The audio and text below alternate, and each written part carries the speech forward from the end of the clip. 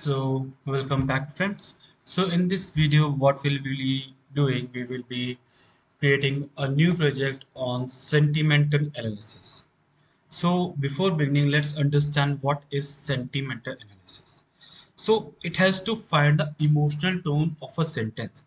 Suppose suppose let's take an example that I am feeling happy. So it's a positive sentiment. And suppose I say I'm feeling sad, I'm feeling bored, so it's kind of a negative sentiment. So why we use sentimental analysis?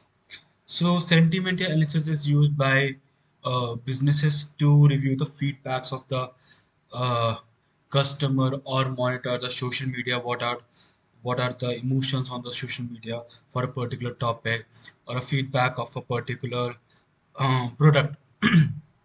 So that is why we use sentiment analysis.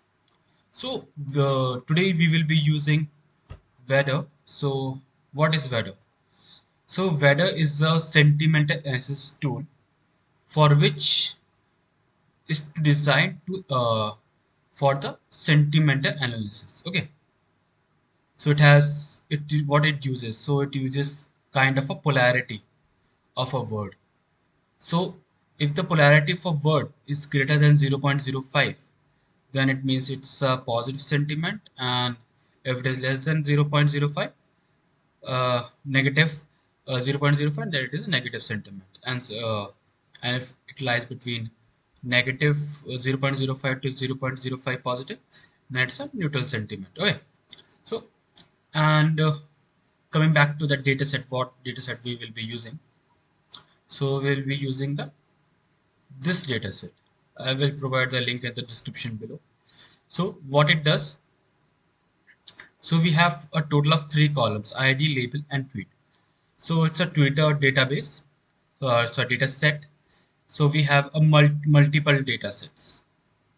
Sorry, multiple tweets here. Around 7920 tweets are there. Sorry, 7918 tweets are there, and we have to find whether the tweet is negative or positive. One means negative tweet, and zero means positive tweet. Okay. So 0 is for positive and 1 is for negative tweet. Okay, great. So now coming back to the coding. First, what you can do, you can download the dataset from this icon, and you will get the zip file. You can extract that zip file and you can upload it here. Let me just upload it. This is the file. Click OK. So we have the file. So let me just import some libraries. I will import pandas. I will import RE. So RE will be there. Now I will import NLTK. TK, that's for natural language toolkit, and I have to install stopwords. So I will be using stopword from nltk.corpus. nltk.corpus, that will import stop words. And then what I need is sentiment in okay, so from nltk dot sentiment I will import sentimental and intensity analyzer.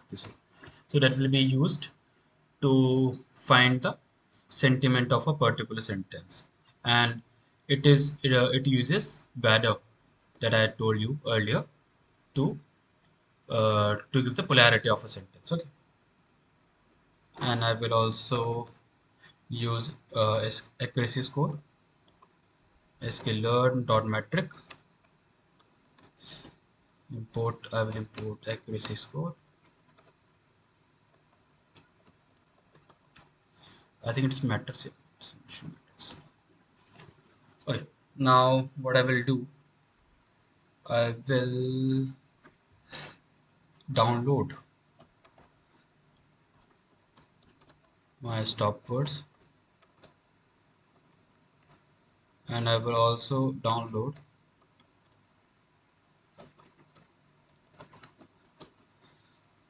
whether whether the name is whether lexicon. Yeah, no, great. So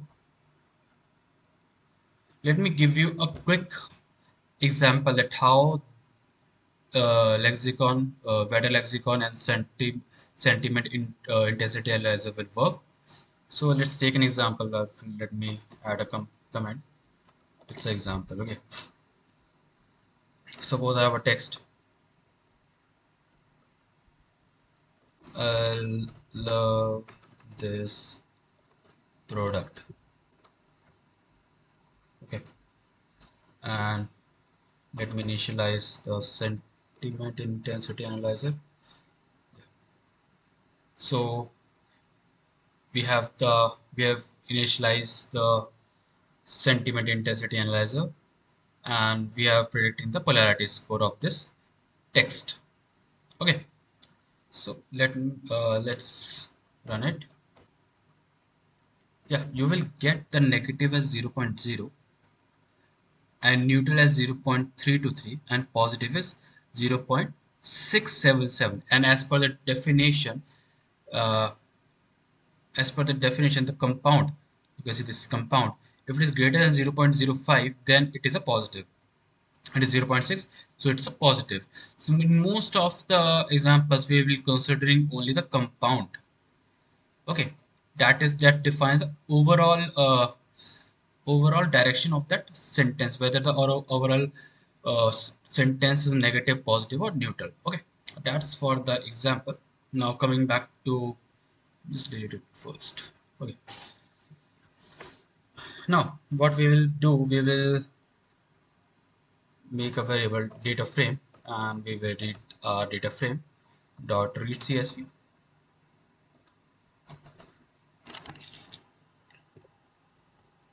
and it is sentiment MAT analysis dot csv, df dot head. Let's print the first 5 rows. So we have the first 5 rows. We have ID, label, and tweet. We can see that there are values that we have hashes, we have colon, we have hyphen, we have forward slash, forward slash. Okay, we have we have text in uppercase and lowercase both. Okay, so what we will be doing, we will first remove all those hashes, colons, forward slash, and we will convert all the text into lowercase. Now first let me see that how many. So there are 7,920 records. Okay, and let's see if is there any missing value.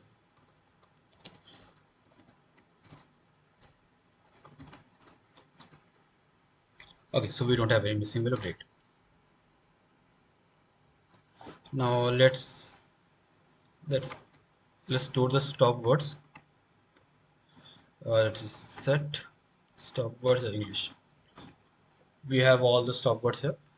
If you want to see stop word, you can print it. These are the stop words. So what are stop words? Stop words are basically those words that do not add any special meaning to the particular sentence. Okay, so they do not require in that sentence. Uh, it makes NLP very easy for us. Okay, now we will create a function name as clean text, and we will take text as a parameter. So first what we'll do, we will convert our text into lowercase, and then uh, we will get only those texts which are alphabet. Okay, so re.sub, we will use the regular expression. Yeah, this is right. So we are taking only the alphabets and spaces. Okay. Now what this line does, okay, this is also correct. So what will it does, it takes, it has all the, you can say all the text with spaces in between. So uh, if you print it, let me first run it, and clean text, and let me just, let's make a new variable, df clean text is equals to df tweet dot apply. We have clean text, and we have to, oh, no, that's okay, and we will print word. It should work.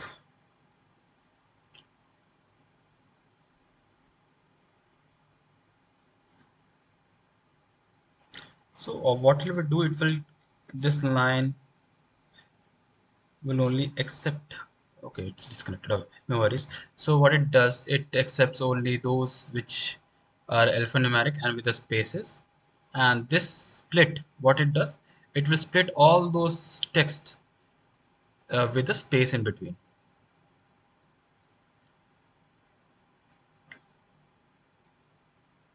Yeah, you can see this. So these all are the texts,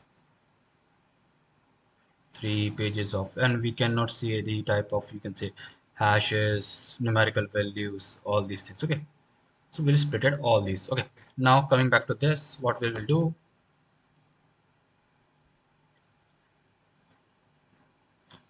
first, and what I need to do is to remove the stop words now. Okay, so I will make a variable filtered words is equals to words for word in words